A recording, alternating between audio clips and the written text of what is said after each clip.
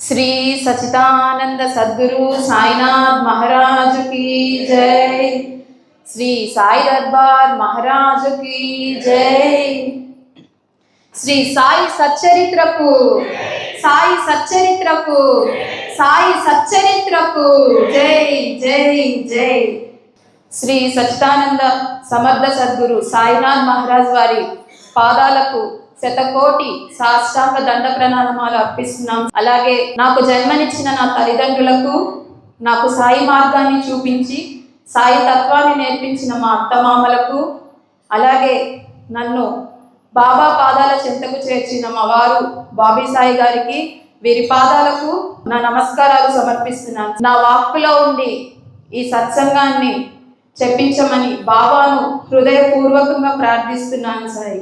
Last before గురువారం బాబా దయతో నా ఈ సాయి కుటుంబంతో, బాబాతో నాకున్న అనుభవాలు, అలాగే సాయి సచ్చరిత్రతో నాకున్న అనుభవాలను, బాబా ఆజ్ఞ ప్రకారం నన్ను ఏ విధంగా సత్సంగాలకు చెప్పమని బాబా ఏ విధంగా ఆజ్ఞ ఇచ్చారో, అలాగే సత్సంగం చేయడానికి తన లీలలు చూపించి నన్ను ఏ విధంగా ఎంకరేజ్ చేశారో పోయిన లాస్ట్ బిఫోర్ గురువారం చెప్పుకున్నాను సాయి. నన్ను ఆ సత్సంగానికి ఎంతో మంది ఇక్కడ విచ్చేసిన వారు కూడా చాలా మంది నన్ను అభినందించారు. ఎంతో ప్రేమతో మీ అభిమానాన్ని నాకు తెలియజేశారు సాయి, అభినందన రూపంలో.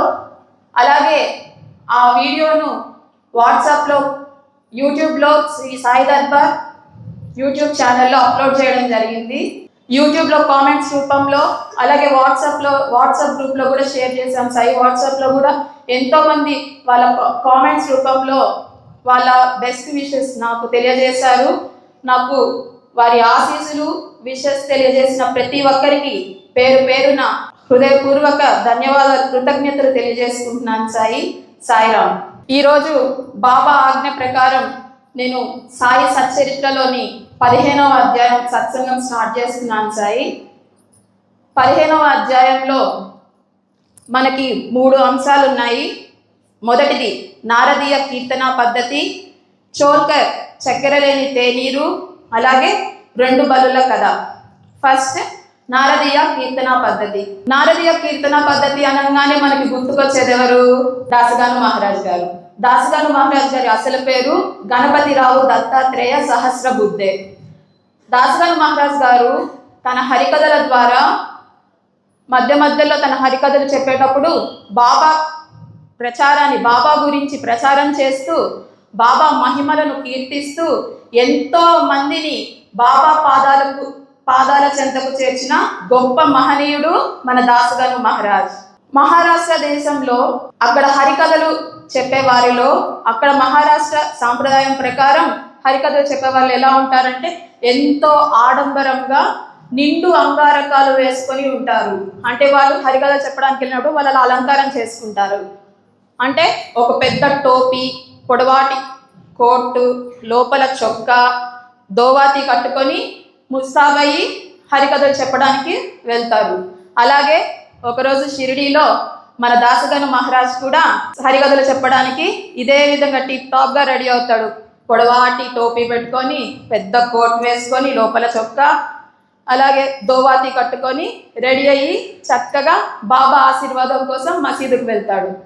వెంటనే దాసగాను మహారాజును చూసి బాబా అంటాడు, ఏమంటాడు?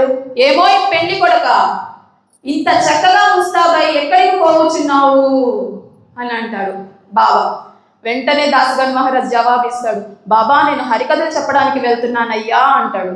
వెంటనే బాబా అంటాడు, దానికి ఈ దుస్తులన్నీ ఎందుకు? కోటు, కండువా, టోపీ మొదలగునవి ముందర వెంటనే తీసి పారవేయము. శరీరంపై ఈ అలంకారాలన్నీ ఎందుకు? ఎంత బాగా చెప్పాడు బాబా. వెంటనే వాటిని తీసి పడవేయము అంటాడు. వెంటనే దాసగాను మహారాజ్ తక్షణమే బాబా చెప్పిన ఆజ్ఞను గురు ఆజ్ఞగా భావించి, గురు ఆజ్ఞగా భావించి వెంటనే వాటిని అన్నింటినీ తీసి బాబా పాదాల చెంత వదిలేస్తాడు. మనమైతే అలా వదులుతామా సాయి? వదులుతారా? బాబా చెప్పిన ఆజ్ఞను శిరసా వహించాడు మన దాసగాను మహారాజ్. అంటే అక్కడ గురువు చెప్పిన ఆజ్ఞను పాటించారు. మనం కూడా దాసగను మహారాజ్ లాగే మన గురువు ఆజ్ఞను పాటించాలి. కాకపోతే మనం కూడా ఆయనలాగా వెంటనే, అంటే దాసగను మహారాజ్కి తెలుసు నా గురువు చెప్పాడంటే దాంట్లో అర్థం ఉంటుంది అని దాసగను మహారాజ్కి తెలుసు కాబట్టి వెంటనే మాట్లాడకుండా వాటిని అన్నిటినీ తీసి బాబా పాదాల చెంత చేర్చాడు. ఏం చేర్చాడు బాబా పాదాల చెంత? అలంకారం. అలంకారం అంటే ఏంటి? అహంకారం. అలంకారం అంటే అహంకారం. అక్కడ బాబా తీసి బాబా పాదాల చెంత పెట్టమంది ఏంటి? మనలో ఉన్న దాస్గను మహారాజ్కే కాదు, మనకి కూడా బాబా చెప్తున్నాడు, మీలో ఉన్న అహంకారాన్ని నా పాదాల దగ్గర వదిలేయండి. అలంకారమే అహంకారం. ఆ అహంకారం చాలా ప్రమాదకరం సాయి. వెంటనే మన అహంకారాన్ని కూడా దాస్గను మహారాజ్ లాగే మనం కూడా బాబా పాదాల దగ్గర వదిలేద్దాం. మనం కూడా రెడీ అవుతూ ఉంటాం, ముఖ్యంగా మహిళలు రెడీ అవ్వడానికి కొంచెం ఎక్కువ టైమే తీసుకుంటారు. అద్దం ముందు చక్కగా రెడీ అయ్యి ఎంతో టైం తీసుకొని ఒక ఫంక్షన్కి అటెండ్ అవ్వాలంటే జెంట్స్ ఏమి టైం పట్టదు, వాళ్ళు తొందరగా రెడీ అయిపోతారు. మనదే అలంకారం అంతా, మహిళలంటేనే అలంకారం.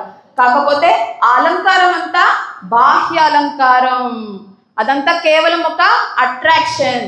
మనకు అలాంటి అట్రాక్షన్ వద్దు. మనకు కావాల్సింది ఏంది? అసలు మనకి అసలైన అలంకారం అంటే ఏంటో తెలుసా?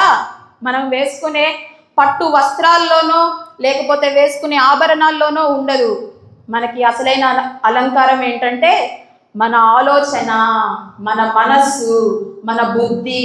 మనము వీటిని అన్నిటినీ ఎంత స్వచ్ఛంగా, ఎంత పవిత్రంగా ఉంచుకోగలుగుతామో అదే మనకిచ్చే అసలైన అలంకరణ. బాహ్య సౌందర్యం కన్నా అంతర్ సౌందర్యం మిన్న. మనం ఎంత స్వచ్ఛంగా మన ఆలోచనలు ఉంటాయో ఆటోమేటిక్గా మన మొహంలో అది కనబడుతుంది. అదే మనకి అసలైన అలంకరణ. పైన మేకప్ చేసుకొని వేసుకునే అలంకరణ మనకి తాత్కాలికం. Face is the index of mind.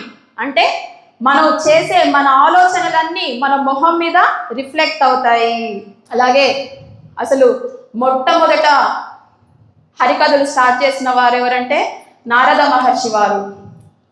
ఆయన ఎల్లవేళలా హరినామ సంకీర్తనలోనే ఉండేవారు. ఆయన నడుము మొదలు తల వరకు ఎటువంటి వస్త్రాలు ధరించేవారు కాదు.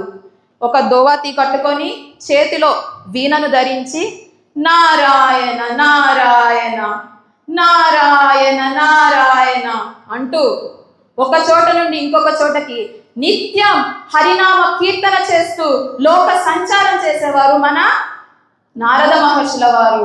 ఇక్కడ బాబా చెప్పింది ఏంది? నారదీయ కీర్తన పద్ధతి అంటే ఏంటి? అలాంటి నిరాడంబరమైన పద్ధతిని నువ్వు అలవాటు చేసుకో అని ఎవరికి చెప్పారు బాబా? దాసగను మహారాజ్ గారికి.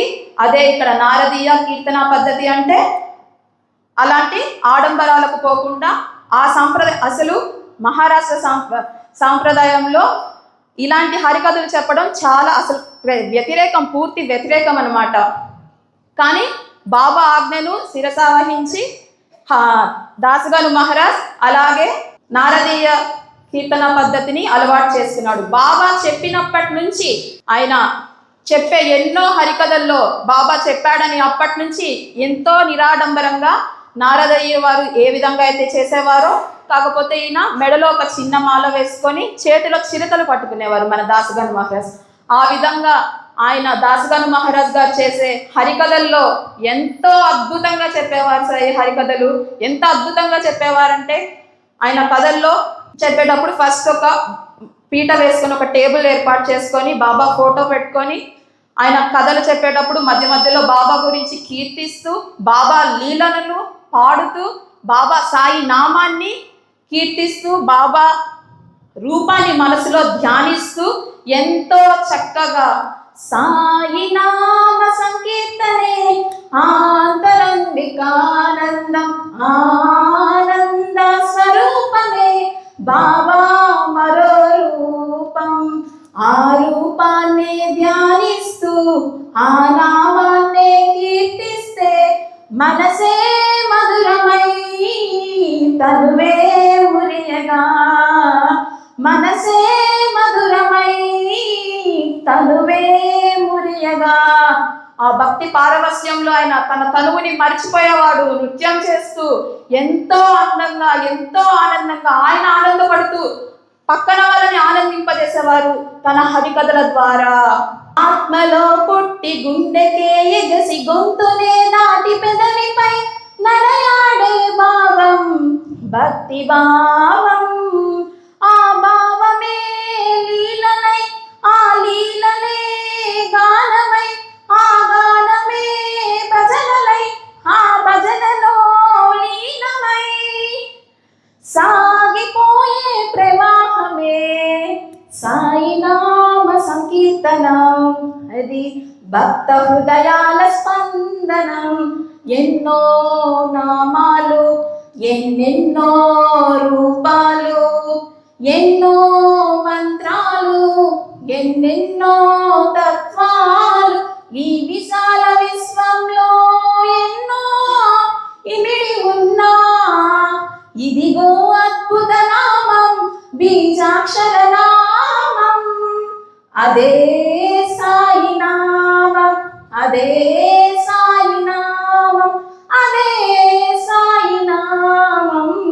తరించాడాయన తన తనువుని మరచి బాబా రూపాన్ని ధ్యానిస్తూ హరికథలు చేసేవాడు. అందుకే అప్పట్లోనే దాసగను మహారాజ్ హరికథలు అంటే ఎంతో క్రేజ్ అన్నమాట. ఒక సాధారణమైన కానిస్టేబుల్ ఉద్యోగం చేసుకుంటూ జీవించే దాసగను మహారాజ్ని అంత గొప్ప స్థానంలో నిలబెట్టింది ఎవరు? సాయి. ఎవరు? మన సమర్థ సద్గురు సాయినాథ్ మహారాజ్. సాయినాథ్ మహారాజ్ కి, సాయినాథ్ మహారాజ్ కి. అది మన బాబా శక్తి, సాయి శక్తి. బాబా అనుకుంటే మనల్ని ఎంతో ఉన్నత స్థానానికి తీసుకువెళ్తాడు. కాకపోతే మనం చేయాల్సిందేంటి?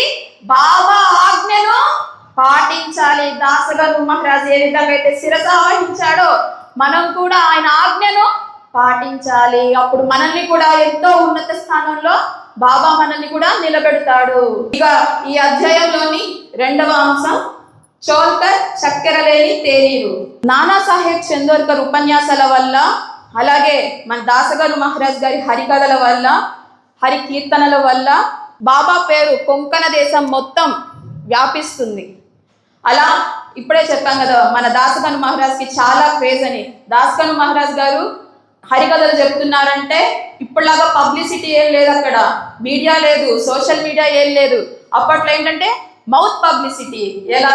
ఒకరి నోట ఒకరు, మా దాసగను మహారాజ్ గారు వస్తున్నారు ఈరోజు హరికథలంట, వెళ్దాం రండి రండి అని ఒకరికొకరు చెప్పుకొని అంత గుమిగూడేవారు అనమాట. ఆయన హరికథలకి అంత క్రేజ్ అప్పట్లో.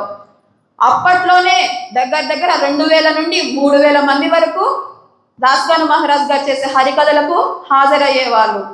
ఎంతో మంది వస్తారు. ఒక్కొక్కరికి ఒక్కొక్క అభిరుచి ఉంటుంది. కొందరికేమో దాసగను మహారాజ్ గారు చెప్పే కథలంటే ఇష్టం, కొందరికి ఆయన పాడే కీర్తనలు అంటే ఒక్కొక్కరికి ఒక్కొక్కటి, బాబా ఒక్కొక్కరికి ఒక్కొక్క సేవ ఇచ్చినట్టు ఒక్కొక్కరి మనసుకి ఒక్కొక్కటి హత్తుకుంటాయన్నమాట. అలాగే కొందరికి ఆయన చెప్పే విధానం, హావభావాలు, కొందరికి ఆయన చేసే హాస్యం, చమత్కారం ఎంతో కొంతమందికి మాత్రమే ఆ కథలలోని భక్తి, వేదాంత విషయాలు కొంతమందికే అవి గ్రహించగలుగుతారు. అలా ఒకరోజు తానాలోని కౌపినేశ్వర ఆలయంలో దాసగను మహారాజ్ గారు హరికథలు చెప్తూ ఉంటారు. బాబా మహిమల గురించి పాడుతూ ఉంటారు. అక్కడికి వచ్చేసిన వారు, హరికథలు వినడానికి వచ్చేసిన వారిలో మన చోల్కర్ ఒకరు అనమాట. చోల్కర్ చాలా పేదవారు. ఆయన కుటుంబాన్నే ఆయన పోషించుకోలేనంత పేదవారు. తానాలో సివిల్ కోర్టులో గుమస్తాగా పనిచేస్తూ ఉంటారు చోల్కర్. అయితే హరికథలకు వచ్చాక ఎంతో దాసగను మహారాజ్ గారు చెప్పే కథలను ఎంతో శ్రద్ధగా వింటూ ఉంటారు చోల్కర్. అలాగే బాబా గురించి తెలుసుకోవాలని తపన, బాబా గురించి ఆయన కీర్తన ద్వారా బాబా లీలలను కూడా దాసగను మహారాజ్ హరికథల్లో ఒక భాగంగా చెప్తూ ఉంటారు. అవన్నీ వింటూ ఉంటే చోల్కర్ మనసు కరుగుతుంది. అంటే బాబా ఇంతటి గొప్పవాడా, నేను నా బాబాని చేరుకోవాలి అన్న తపన ఆయనకి అక్కడ మొదలవుతుంది. వెంటనే అక్కడికక్కడే బాబాను ప్రార్థిస్తాడు, తన మనసులో మొక్కుకుంటాడనమాట. ఏమని? బాబా, నేను పేదవాడను, నా కుటుంబంనే నేను పోషించుకోలేకున్నాను, మీ అనుగ్రహం చేత సర్కారు వారి పరీక్షలో ఉత్తీర్ణుడై స్థిరమైన ఉద్యోగము లభించినచో నేను షిరిడీకి వచ్చేదను. నీ పాదాలకు నీ పాదాలకు సాష్టాంగ నమస్కారం చేసేదను, నీ పేరుల కలకండ పంచిపెట్టెదను అని మొక్కుకుంటాడు చోల్కర్. వెంటనే బాబా కృపతో ఆయన గవర్నమెంట్ ఎగ్జామ్లో పాస్ అవుతాడు, అలాగే స్థిరమైన ఉద్యోగం సంపాదించుకుంటారు. ఇక్కడ మనం కూడా బాబా డీల్ ఏర్పరచుకుంటాం బాబాతో. ఏంటి, బాబా నాకు జాబ్ వస్తే, నేను ఎగ్జామ్లో పాస్ అయితే ఎన్నో మొక్కుకుంటుంటాం. నేను 108 ప్రదక్షిణలు చేస్తానయ్యా, నీకు పులంగి సేవ చేయిస్తానయ్యా, లేకపోతే 108 టెంకాయలు కొబ్బరికాయలు కొడతానయ్యా అని ఇలా ఒక్కొక్కరు వాళ్ళకి నచ్చిన రకంగా బాబాని మొక్కుకుంటారు. ఖచ్చితంగా మనం కోరికలు అడుగుతాం కదా బాబాని, ఆయన తీరుస్తాడని నమ్మకం కూడా మనకు ఉంటుంది. నమ్మకం ఉంది కాబట్టే బాబా మనకు తీరుస్తాడు కాబట్టి ఆయన కోరికలు అడుగుతాం. సరే, బాబా కృపతో అలాగే మన కోరిక నెరవేరింది. సపోజ్ జాబే అడిగాం, జాబ్ వచ్చింది. జాబ్ రాగానే మన ఎలా ఉంటాం, హ్యాపీగా ఉంటాం. అంతా ఫ్రెండ్స్కి ఫ్యామిలీస్తో ఎంజాయ్ చేసుకుంటాం, పార్టీ చేసుకుంటాం, సెలబ్రేషన్స్, హంగామా చేస్తూ ఉంటాం. కానీ బాబాకి మనం మొక్కుకున్న, బాబాతో పెట్టుకున్న డీల్ మర్చిపోతాం. అవునా కదా? సహజంగా జరిగేది ఇదే. ఎంతో గొప్ప భక్తులైతేనే వాటిని వెంటనే మొక్కు గుర్తు తెచ్చుకుంటారు. సాధారణంగా జరిగేది ఇలాగే ఉంటుంది. కానీ మనం కష్ట సమయంలో ఉన్నప్పుడే కాదు, బాబా వల్ల మనం మేలు పొందినప్పుడు కూడా మనకు బాబా మీద ఉన్న ప్రేమ విశ్వాసాలు అలాగే ఉండాలి. ఇంకా ప్రేమ విశ్వాసాలు పెరగాలి. మనం బాబా వల్ల మేలు పొందాక నా గురువు నాకు మేలు చేశాడని మనం నలుగురికి చెప్పుకోవాలి. మనకు వచ్చిన అవకాశాన్ని, అది కూడా గురు సేవలో ఒక భాగమే. మనకి బాబా ఇచ్చిన వరం, మనకి బాబా చేసిన మేలుని మనం నలుగురితో పంచుకోవాలి. అనుభవాలు చెప్పమంటే ఖచ్చితంగా అది బాబా ఇచ్చిన ఒక గొప్ప అవకాశంగా భావించి మీరు కూడా మన మందిరంలో కూడా గురువారం రోజు అనుభవాలు పంచుకుంటున్నాం కదా. ఖచ్చితంగా ముందుకొచ్చి ప్రతి ఒక్కరి జీవితాల్లో బాబా ఎన్నో మహిమలు, ఎన్నో లీలలు చేస్తుంటారు సాయి. అవునా కాదా? మనం చెప్పుకుందాం గురుసేవలో భాగంగా. అలా మన లీలలు మనం పంచుకుంటే ఇంకొకరు బాబా చెంతకు చేరడానికి అవకాశం, మనం దానికి కూడా ఒక పనిముట్టుమవుతాం. కానీ మనలాగా ఆలోచించలేదు చోల్కర్. వెంటనే ఆయన ఎప్పుడైతే ఎగ్జామ్ పాస్ అయ్యి జాబ్ తెచ్చుకున్నాడో వెంటనే బాబాకు నేను మొక్కు చెల్లించాలి. తక్షణమే ఆయనకి వచ్చిన ఆలోచన, బాబాకు నేను మొక్కు చెల్లించాలి, నా తండ్రికి నేను మొక్కు చెల్లించాలి. ఇప్పుడు స్టార్ట్ అవుతుంది అసలైన పరీక్ష బాబాకి. ఆ పరీక్ష కన్నా ఎందుకని బాబాకి కాదు, చోల్కర్కి. ఎందుకని? చోల్కర్ అసలే పేదవాడు, మొక్కైతే మొక్కేసుకున్నాడు. ఎలా తీర్చాలి? ఇందాక చెప్పుకున్నట్టు ఆయన కుటుంబాన్ని పోషించుకోవడానికే రోజు మనుగడకే చాలా కష్టంగా ఉంటుంది. అలాంటి అతను షిరిడీ వెళ్ళాలంటే టానా నుంచి కొంత ఖర్చు అవుతుంది కదా, ఛార్జెస్ అవుతాయి కదా, దానికి డబ్బు ఎలా సమకూర్చాలి? ఇలా ఆలోచిస్తూ ఉన్నాడు. బాబాని నా మొక్కు ఎలా చెల్లించుకోవాలి చోల్కర్ ఆలోచిస్తూ ఉంటాడు. ఆలోచిస్తూ ఉంటే మనమైతే ఏం చేస్తాం సాయి? మీరైతే ఏం చేస్తారు చెప్పండి? మొక్కు తీసుకోవాలంటే మొక్కే కదా, షిరిడీకే కదా, ఏదో ఒక అప్పు తీసుకొని వెంటనే తీర్చుకొచ్చేసి తర్వాత బాకీ చెల్లిద్దాం అనుకుంటామా లేదా? మనమైతే ఖచ్చితంగా అలాగే అనుకుంటాం. కానీ చోల్కర్ అలా అనుకోలేదు. ఏమనుకున్నాడు? ఆలోచించాడు. మనసుంటే మార్గం ఉంటుంది. there is a way. ఆలోచించాడు.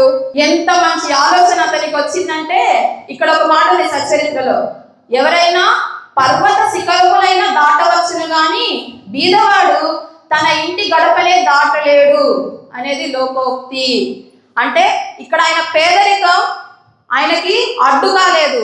ఆయన ఎంతో డిటర్మినేషన్తో ఉన్నాడు. అంటే సంకల్పం, నేను బాబాకి నా మొక్కు చెల్లించుకోవాలి. అది ఏ విధంగా చెల్లించుకోవాలి? ఎంత గొప్ప ఆలోచన! తను రోజువారి ఖర్చులను తగ్గించుకుంటూ, అసలే బీదవాడు, వాళ్ళు రోజు గడవడమే కష్టంగా ఉంది, పెద్ద కుటుంబం అయినా తను తాగే టీలో చక్కెర, పంచదారకయ్యే ఖర్చును, చక్కెరని మానేసి ఆ పంచదారకయ్యే ఖర్చును పోగు చేసి ఆ దాచిన డబ్బు ఎన్ని రోజులు పడుతుంది దాచడానికి, ఓపిక్గా శ్రద్ధ సబూరి ఓపిక్గా వెయిట్ చేసి ఆ డబ్బునంతా పోగు చేసుకొని షిరిడి తన మొక్కు చెల్లించుకోవడానికి ఆ ఆలోచన చేశాడు అక్కడ. ఎంత గొప్ప ఆలోచన సాయి! ఈ ఆలోచన చూస్తుంటే మనకి చోల్కర్లోని తపన అంటే బాబా పాదాలు నేను పట్టుకోవాలి. ఆయన ఏమని మొక్కుకున్నాడు? మొక్కు అంటే ఏమని మొక్కుకున్నాడు? నాకు జాబ్ వస్తే బాబా నీ దగ్గరకు వచ్చి నీ పాదాలకు సాష్టాంగ నమస్కారం చేస్తాను అని చెప్పాడు. అంటే ఆయన తపన నా మొక్కు తీర్చుకోవాలి, బాబాకు నేను సాష్టాంగ నమస్కారం చేయాలి, నా బాబాను నా మొక్కు తీర్చుకోవాలి, నా బాబాకు అని ఎంతో ఆతురత పడ్డాడు. తప్పించి తప్పించి పోతున్నా ఒక్కసారి నిన్ను చూడాలని, నీ షిరిడి గ్రామం చేరాలని, నీ పాదాలకు నే మొక్కాలని, ఆ షిరిడి గ్రామం చేరాలని, నీ పాదాలకు నే మొక్కాలని, తప్పించి తప్పించి పోతున్నా ఒక్కసారి నిన్ను చూడాలని. 4 పూటలా నీ హారతులు ఎదురుగా నిలుచుని పాడాలని, 4 పూటలా నీ హారతులు ఎదురుగా నిలుచుని పాడాలని, అందమైన నీ మూర్తికి ఎదురుగా కూర్చొని ధ్యానం చేయాలని, అందమైన నీ మూర్తికి ఎదురుగా కూర్చొని ధ్యానం చేయాలని, తప్పించి తప్పించి పోతున్నా ఒక్కసారి నిన్ను చూడాలని. నందదీపమున్న జ్యోతిని చూస్తూ నీ రూపము మరి నిలపాలని, నీ గుడి వాకిట చేయి జాచి నీ ఉచ్చిష్టమునే పొందాలని, నీ ఉచ్చిష్టమునే పొందాలని, తప్పించి తప్పించి పోతున్నా ఒక్కసారి నిన్ను చూడాలని. తప్పించాడు ఎవరు?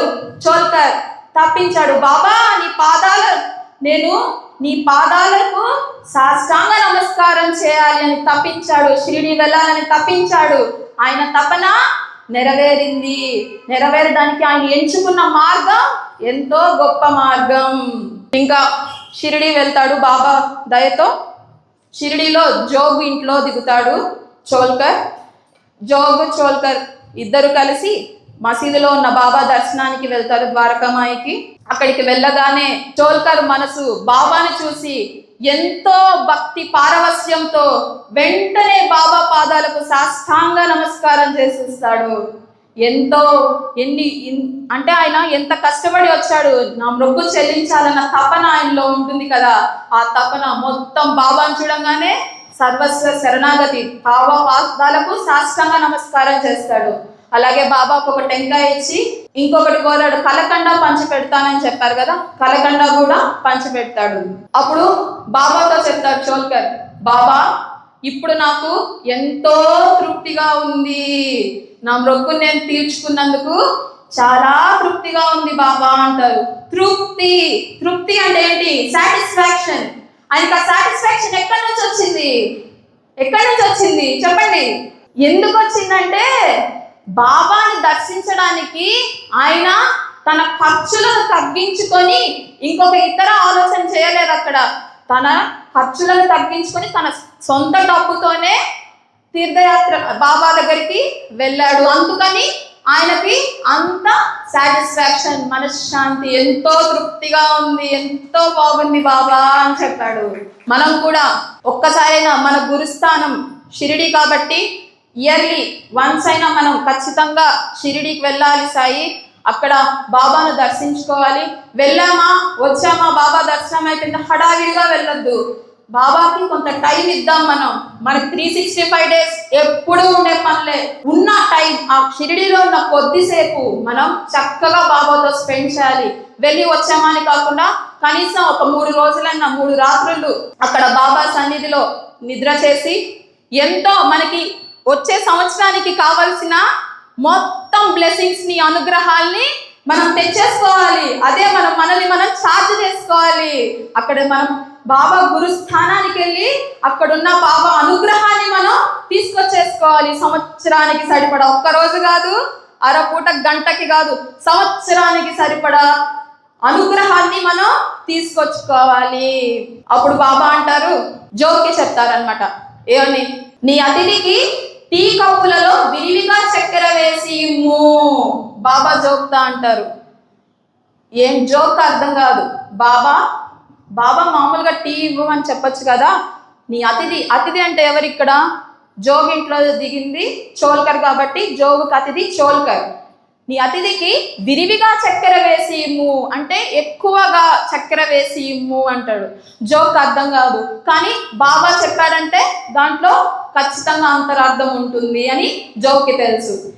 అంటే జోక్కి తెలియదు కదా ఏ విధంగా అయితే చోల్కర్ బాబా దగ్గరికి బాబా దర్శనానికి వచ్చారనేది జోక్కి తెలియదు. కానీ బాబాలోని అంతరార్థాన్ని ఎవరు గ్రహించాడు? చోల్కర్ గ్రహించాడు. అది చూసి చోల్కర్ మనసు అరే ఆశ్చర్యపోయాడు. ఏంటి బాబా చెప్పింది నా గురించే కదా. ఎక్కడ టానాలో ఉన్న నేను నా ఇంట్లో అక్కడ ఇంటిలో నేను చేసిన ఆలోచన బాబాకి ఎలా చేరింది? అయినా సర్వాంతర్యామి సర్వజ్ఞుడు మన సాయినాథ్ మహారాజ్ కి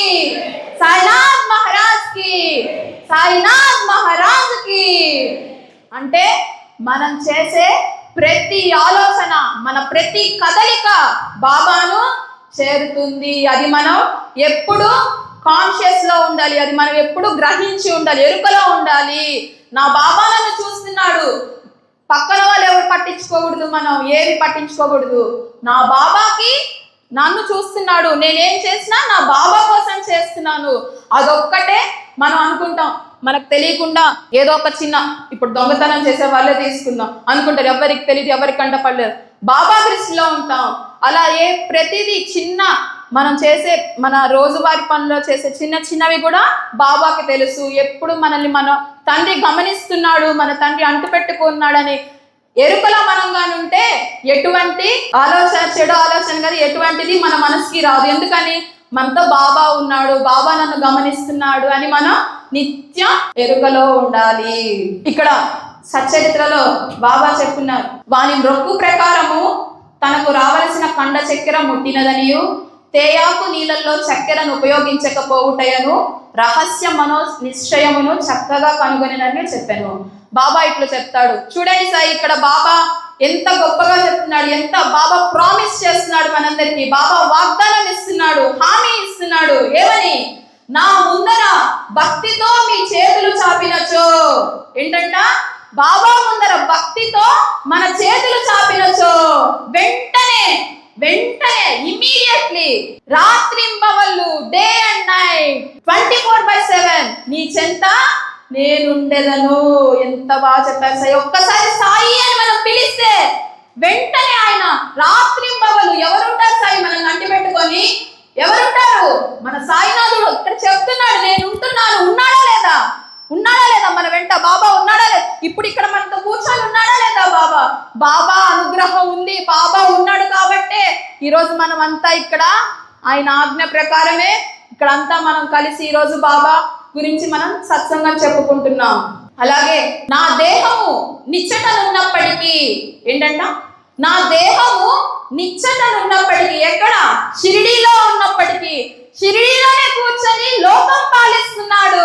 షిరిడీలోనే కూర్చొని లోకం పాలించాడు. చలో చలో రే షిరిడీ పోదాము మనం, భలా భలా రే సాయిని చూద్దాము మనం. షిరిడీలోనే ఉన్నప్పటికీ సప్త సముద్రముల కవ్వల, సప్త సముద్రములు. ఒక్క సముద్రం తీసుకుంటే ఎంత విశాలంగా ఉంటది సాయి, ఎంత లోతు, ఎంత విస్తరించి ఉంటది. ఒక్క సముద్రాన్ని మనం దాటగలుగుతామా? ఎంత కష్టం, అసలు దాటలేం. అలాంటిది సప్త సముద్రముల కవ్వల అంటే సప్త సముద్రములు 7 సముద్రముల కవ్వల నీవు చేయు పని నాకు తెలియను. మనం చేసే పని 7 సముద్రాల అవతల ఉన్న చేసే పని కూడా బాబాకి తెలుస్తుంది. అంటే ఏంటి? బాబా సర్వాంతర్యామి, ఆయన సర్వజ్ఞుడు. ఈ అధ్యాయంలోనే 2 బలుల కథ చెప్పుకుందాం సాయి. అక్కడ కూడా ఒక మసీదులో అందరూ బాబాతో పాటు కూర్చొని ఉంటే ఒక బల్లి వచ్చి గోడ మీద నుంచి టిక్కు టిక్కుమని సౌండ్ చేస్తుంటది.